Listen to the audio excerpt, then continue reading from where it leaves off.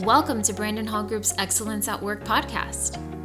You will hear from industry leaders covering innovative, cutting-edge business, learning, and HR topics that weave current market research and technology into each episode. Our Excellence at Work podcast is hosted by Brandon Hall Group's Chief Operating Officer and Principal HCM Analyst, Rachel Cook. Hi, and welcome to Brandon Hall Group's Excellence at Work podcast. I'm Rachel Cook, the COO and the host of our podcast.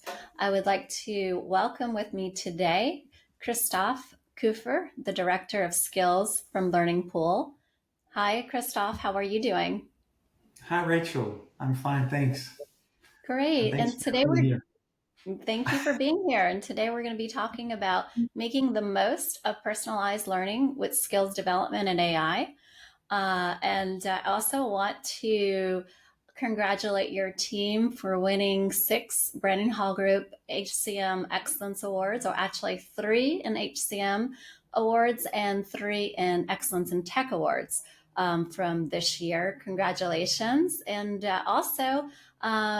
we're excited to see your team in February 12th through the 15th of 24 at our Brandon Hall Group HCM Excellence Conference. It's located in Palm Beach, Florida. Great time of year to be in Florida, and it'll be exciting to have your team with us. And as a platinum sponsor, you'll be showcasing and exhibiting your solution and sharing some of your best practices and client examples from your award wins. So it'll be really nice having Learning Pool there.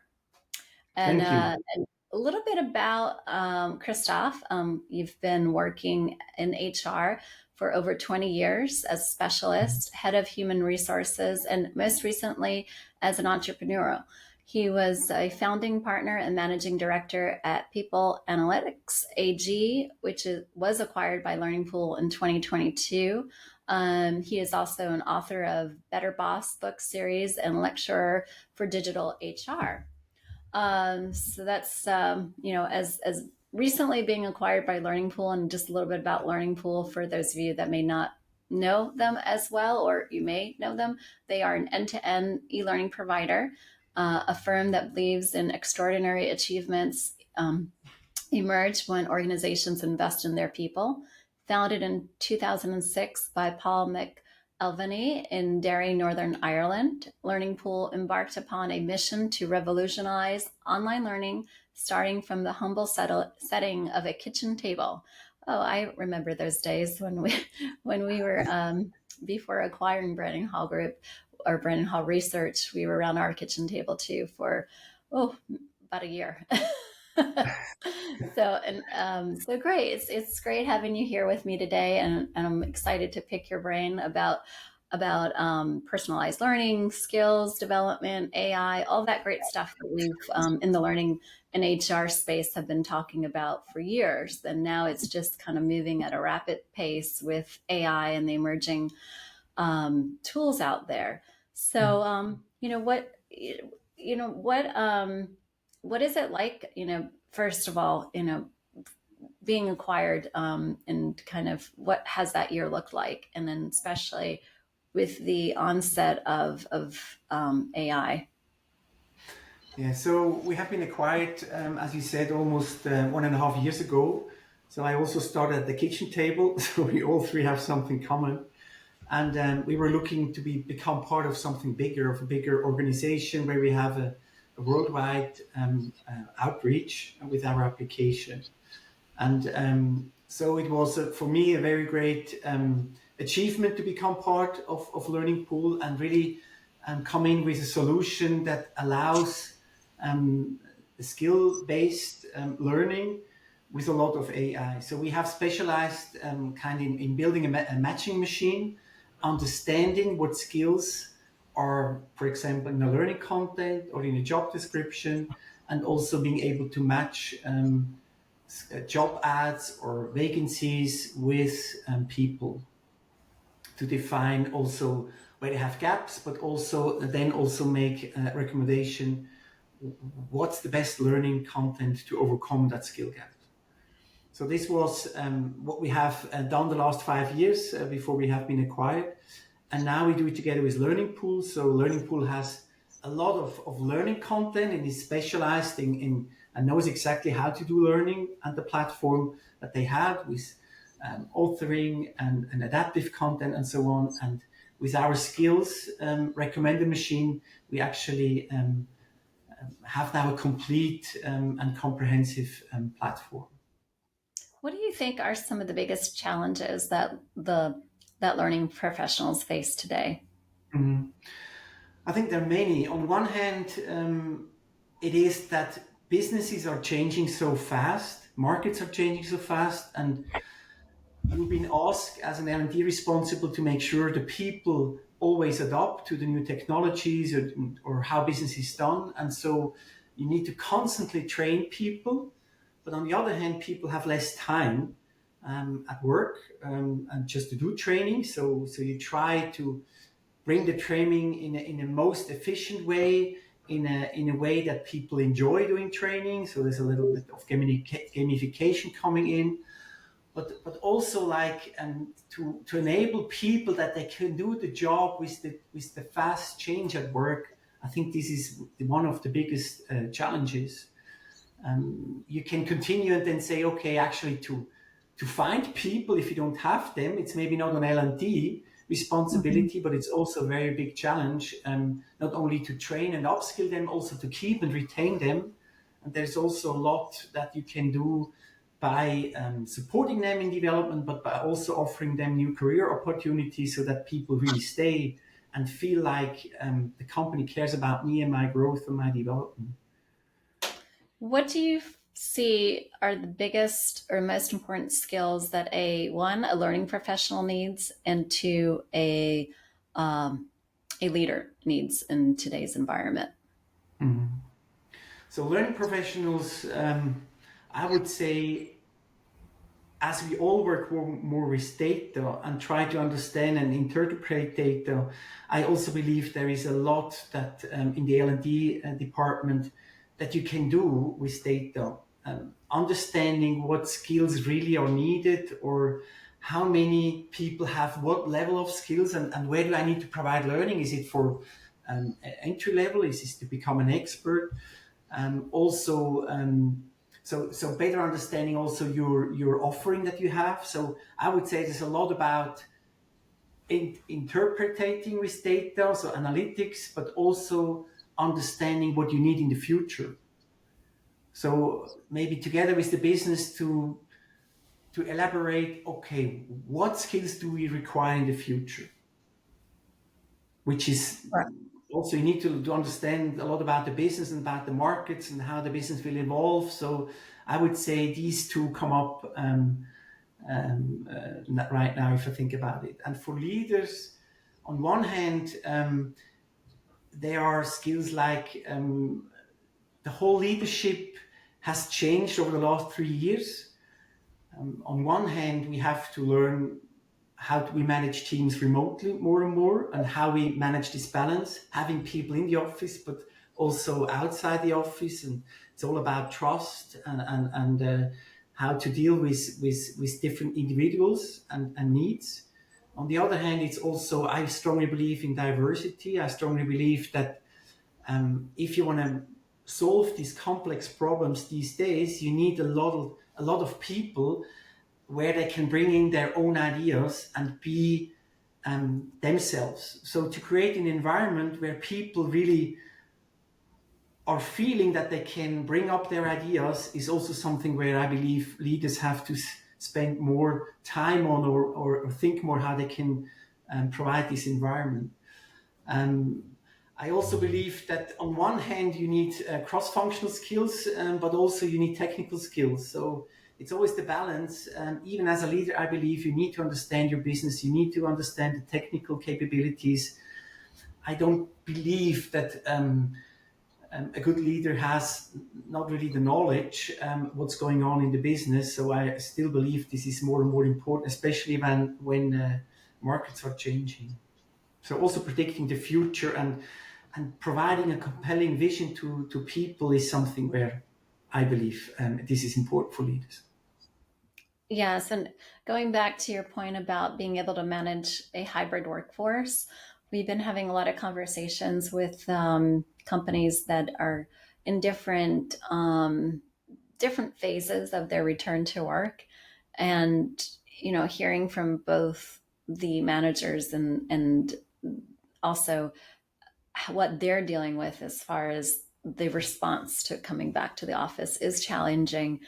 And I think that it's going to be kind of fluid. I see it being fluid for a while and continue to shift more back to the office with some still hybrid roles that are depending on, and this is even the case prior to COVID or the pandemic, where you did see Mhm. a bit of a shift or flexibility. So I think flexibility is key, building trust, aligning the values of the organization with the values of the employee and making sure that's clear and that there's accountability and expectations Mhm. is going to be crucial. And then, of course, you're going to have your outliers that are going to either be at the higher level of performance or at the bottom level of performance. And then you need to be able to make quick decisions on how to, improve the lower performing um, layer. Yeah, What? I agree.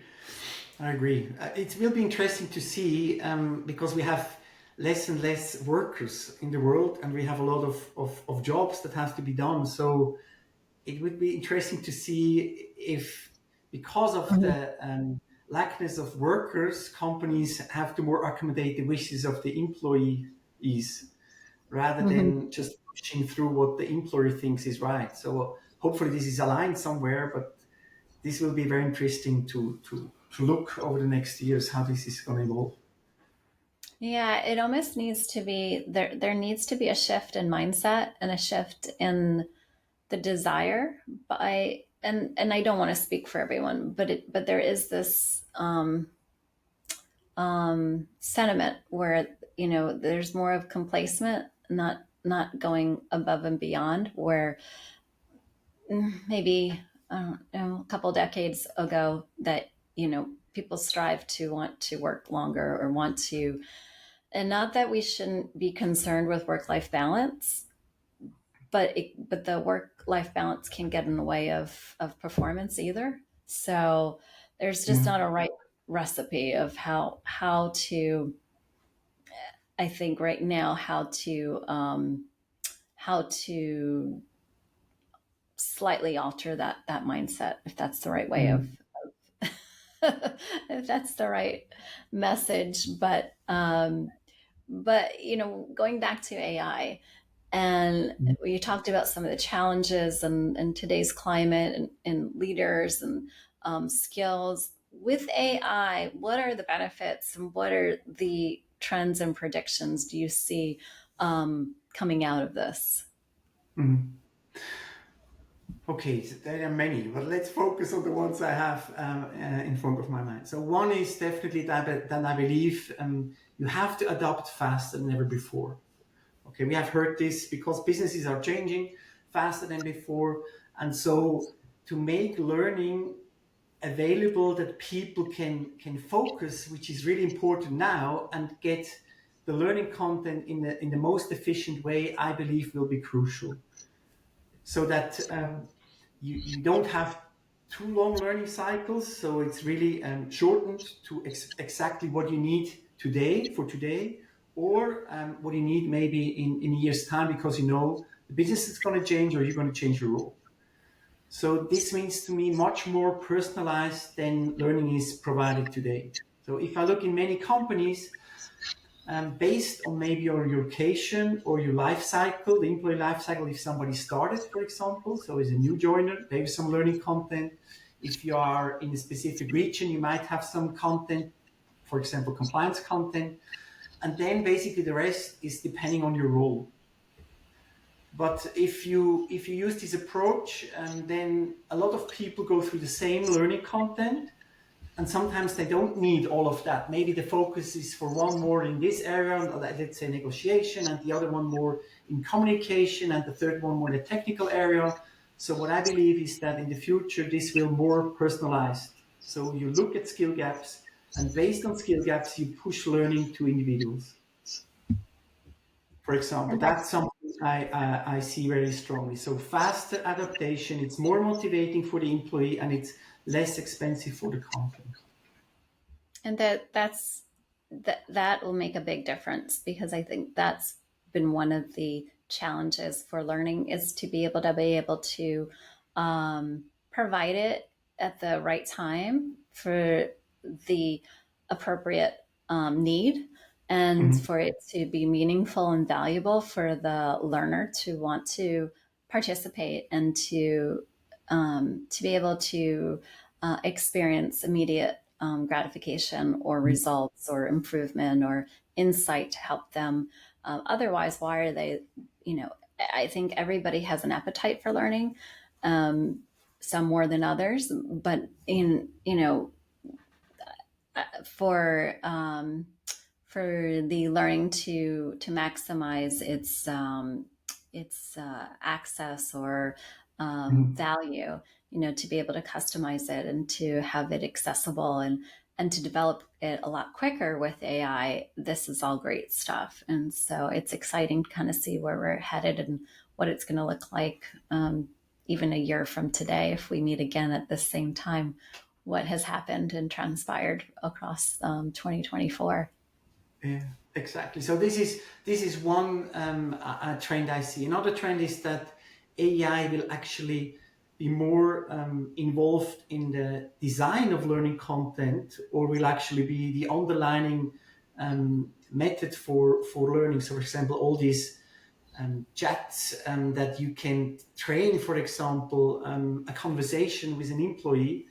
They are using a lot of AI already, and so there's a lot more than just identifying skill gap with the use of AI. It's also that the design of training courses, or the interaction you have in training courses, or the analyze the look at the data. So, for example, if you have a course and people are allowed to add comments in a course, you can also try to understand what is actually what they say using AI, and you can understand what the engagement is, or you can further analyze where we have risks. For example, if you do a compliance training and you see that certain questions have been answered that or this way, you can analyze risk, or you can even change the learning training course for an individual based on the answers that the individual gives. You can say, okay, actually, that person is ready to go now to chapter 2, where the other one maybe needs to go and has an extended chapter 1 training. So there's a lot where I see improvements and efficiency gains with AI coming up. And we'll see, even though our research has been showing um, the maturity of engaging or utilizing some, of the tools or some type of AI, there are still yet some that have not started to utilize. So, but we do see this changing, and it'll continue to the adoption will continue to move upward as we move into next year. And I think for large companies that are very complex, there are pockets that are starting to test it out, and before they can roll it out to the entire organization, they want to pilot it some. So it kind of depending on where you are, who you're asking, and in what function you're in, how soon you'll be either on the end user side or on the front end, as part of your development. Mm. Yeah, I fully agree. And I think it's a good way to start this way. I would do the same as a company. I would also Mhm. test it. I would not wait too long because it goes so fast. If you think back what happened 6 months ago, we were not really understanding what has changed in the last 6 to 9 months. And so I really would tell all the people in L&D in learning, Mhm. test it, try it out, be close to the topic, don't roll it out immediately to all the people in the organization, but even these days, everybody expects that you are agile, that you act agile, that you test it and learn from it and improve it over time, how you can best use it. There must always be a use case. I would not just do it to be trendy. There's always a use case that must be behind. But I have seen with other clients so many positive use cases, and therefore it's good to start doing it and testing it. Yeah, and if you're not sure, there are partners like Learning Pool and us from a research perspective, where we're taking a look at all the different tools and kind of deciphering through what is useful Mhm. for what need.